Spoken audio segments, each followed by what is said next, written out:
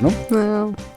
በተለያዩ የኢትዮጵያ ክፍሎች በየዓመቱ ህዳር 12 ቆሻሻን ሰብስቦ በየደጁ ማቃጠል የተለመደ ተግባር ነው። የልማዱ አጀማመር ወደ ኋላ መለስ ያደርገናል።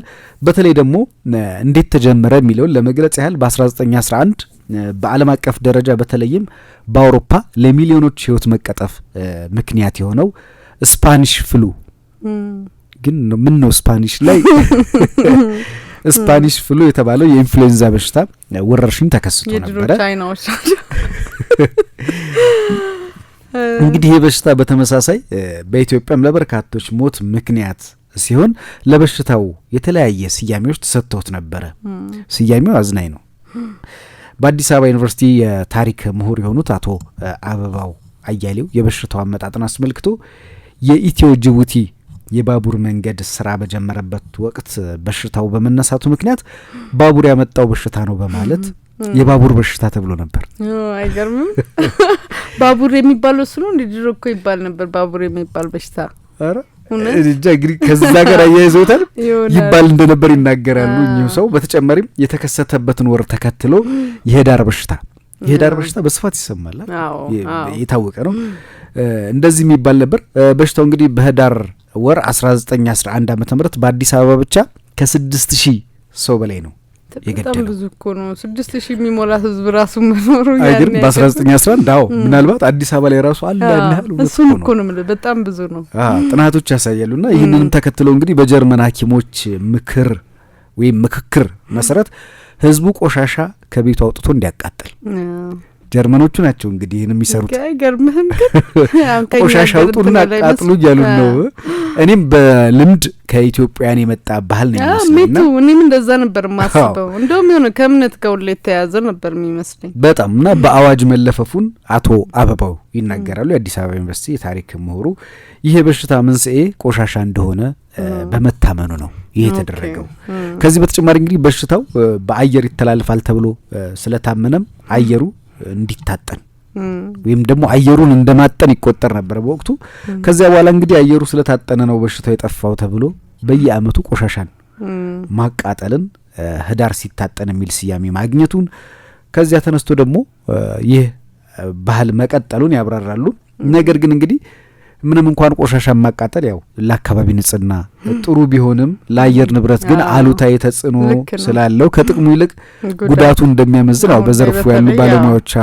አንዳንድ ቦታ እኮ እያሳልሽ ምትጭምራል እጅሽ እንደዚህ ያረግሽ ጭሱ ትልያልሽና ስለዚህ የሚቃጠሉ ቁሳቁሶች በተለይ ፕላስቲክ፣ የባትሪ ድንጋይ፣ ሃይድሮፍሎር ካርበን፣ ሚቴንና ካርቦን ዳይ ሞኖክሳይድ አሉ።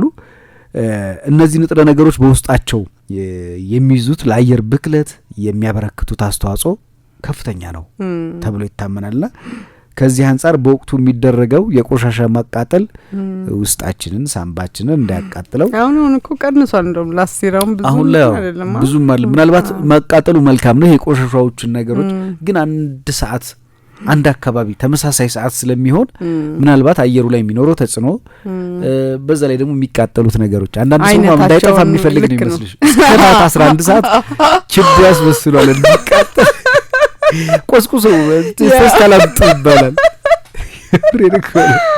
ፌስታል አምጡ አለቀ ስትፈልግ ከቤቱ ንጹህ እንትን ማቃጠል ትጀምሪያለሽ እና ያን ያህል ጥሩ ነው። በእርግጥ አካባቢ ላይ ያለን ቆሻሻ ማስወገድ ንጽህና በጣም አሪፍ ነገር ነው። እንደዚህ ደግሞ በተለይ ሆስፒታሎች አካባቢ እንኳን ጊዜያቸው ያለፈ መድኃኒቶች ሲቃጠሉ ምን ያህል ጥንቃቄ እንደሚያስፈልግ አካባቢያችን ላይ ደግሞ እንደ ባትሪ ድንጋይ፣ ፕላስቲኮች እነሱ ሲቃጠሉ ያለው ተጽዕኖ አካባቢ ላይ የሚኖረው በዛ ላይ ቀደም ሲል እንዳልነው ተመሳሳይ ጊዜ ነው የሚደረገው። ያው ወረርሽኝ አሁን ከተማችን ላይ የሚቃጠል ነገር ራሱ የለም እኮ አሁን ጎብዘዋል። የጽዳት ምናምኖች ሰዎች እየመጡ በቃ ሰፈራችን እኮ በጣም እንደ በፊት እኮ አይደለም እኮ አዲስ አበባ እኮ በጣም ንጹህ ሆናለች። እኛ ሰፈራውን ቅዳሜ ሁሉም ሰው ማጽዳት አለበት። ካላጸዳሽ 2000 ብር ተባለና ቅጣቱን አላቅም ተከራይ ስለሆንኩ ቅጣቱ ቀጥለጥ ብለሽ እንድትሰሪ እንዴ ተከራይ ምናምን የለም እኔ አላቅም። በነገራችን ላይ እንትኑ ሳይሆን ቅጣቱ ያስተምራል። ምክንያቱም 2000 ብር ከየት ይመጣል ብለሽ በጧት እንደውም አርብ አጥቢያ ለቅዳሜ እንቅልፍ አይወስድሽም ነጋ እንደ ያልሽ ይባልሽ አንዳንዴ ቅጣት ብቻውን አያስተምርም፣ ግን ደግሞ ያንን ለማድረግ የሚያስችል ሁኔታዎች አለመኖራቸው እኔ ትልቅ አፕሪሼት የማደርገው ነገር ድሮ ትዝ ካለ ቆሻሻ የምንጥልበት ቦታ አንድ ቦታ ይሆናል ክምር ብሎ እዛ ለመውሰድም ጊዜ ወስድብናል።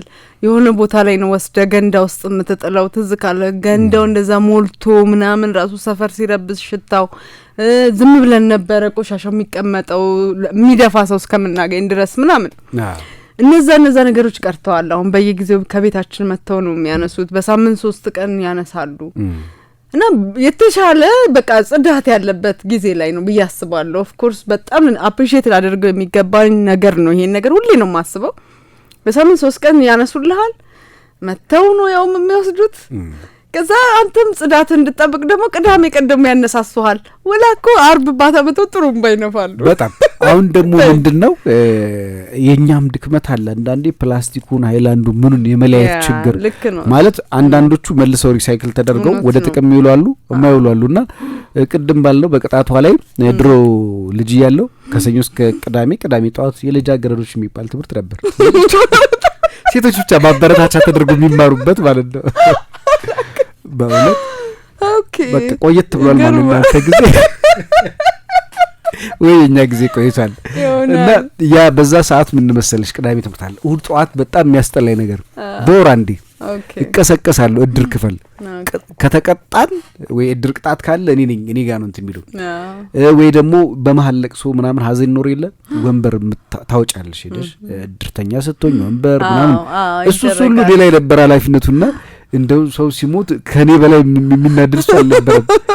በእርግጥ ቅጣት ያስተምራል እያልን ሳይሆን አንዳንድ ጊዜ የሆነ ነገር ሲኖር እንድትሰሪያው ምክንያቱም ያን የምትከፍልበት ነገር ነው እንጂ ህግ እኮ አያስፈልገንም ነበር። ህገ ልቦና የሚባል ነገር ነበር በህሊና ብቻ የምትሰራበት ጊዜ ነገር ቆሽሿል እስቲ ጸዳ አድርገው ግድ ነው። ሰውኛ የሆነ አይነት ቆንጣጭ እንፈልጋለን ሁሉ ጊዜ ለሆነ ነገር እና እሱን ካየው ጀምሮ ቅዳሜ ጠዋት ታትሪ እንደውም ሳይነሱን ለመቀስቀስ ጀምር ያለው ይዞርኩ እንዴት ነው ዛሬ እኮ ታቃላችሁ አይደል ቅጣት አለ እኮ እያልኩኝ ማለት ነውና ጥሩ ነው። ከተማችን ጸርቷል። የአፍሪካ መዲና ናት። በዛ ላይ ደግሞ አሁን የውጭ ዜጎች ራሱ በስፋት እንዲመጡ አንዳንድ ኢቨንቶች አይተሽ ከሆነ ከእንደዚህ አፍሪካውያን ጋር የእንደዚህ ትብብር የእንደዚህ የተባለ ለምን ያው ቤትሽ ንጹህ ሲሆን እንግዳ አጠሪያለሽ እኮ ጥሩ ወጥ ስትሰሪ ዛሬ ቆንጆ ወጥ ከሰራሽ እንግዳ ጠር ድሮ እንደዛ ነበር እኮ ማዘር ድሮ የሆነ አሪፍ ነገር ካለ ዛሬ የሚመጣ እንግዳ አለ ይባላል። ግን ራስህ ካለማክበር ጋር ያያዛል ሌላ ሰው እናከብራለን አይደል? ልክ ነው። እኛ እኮ ቤት ያፈራውን ነው መንበል ያን ቀን ድሮ እንግዲህ እንቁላል ስጋ መግዛት ብዙ ውድ አይደለም፣ ግን እንግዳ ሲኖር ነው ስፔሻል ተደርጎ ቢዘጋጀውና አሁን ከተማችንም እንደዛ ስለሆነች ጽዳቱ ሌሎችንም እንግዶችንም ለመጋበዝ ጥሩ ድል ፈጥሯል። ነገ ደግሞ ያው እንግዲህ ዳር 12 ነው። ከዛ ጋር ተያይዞ ይጨሳል ጭስ ማለት ነው። ያ ደግሞ ከተማይቱ ላይ እንደ ህዝብ ሰዓታችን እያለቀ ነው። ቴክኒሻናችን ናትናኤል ሮዳን ሰዓት አልቋል እያለ ነው። ማርቲ እንሰነባበታለን። ሐሙስ ወይም በቀጣዩ ማክሰኞ እንገናኛለን። መልካም ቀን።